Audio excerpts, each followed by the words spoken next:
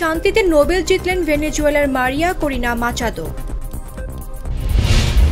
গাজায় যুদ্ধবিরতি আনুষ্ঠানিকভাবে কার্যকর হয়েছে জানিয়েছে আইডিএফ।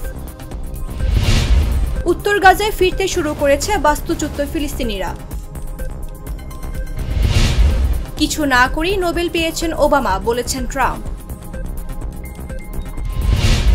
আফগানিস্তানের সঙ্গে সম্পর্ক জোরদার করছে ভারত, পুনরায় খুলছে দূতাবাস।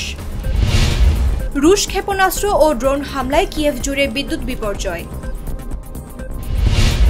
গাজার তৈরি কেক খেয়ে হাসপাতালে 3 ইসরায়েলি শিশু।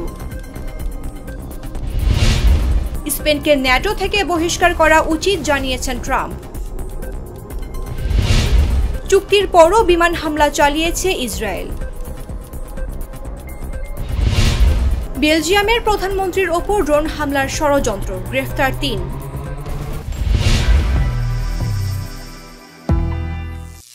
করিম চাচা, আপনার প্রিয় মানুষদের কখনো বিপদে ফেলতে চাইবেন না স্যার। তাহলে আমাদের বিপদে রাখা কি ঠিক হচ্ছে?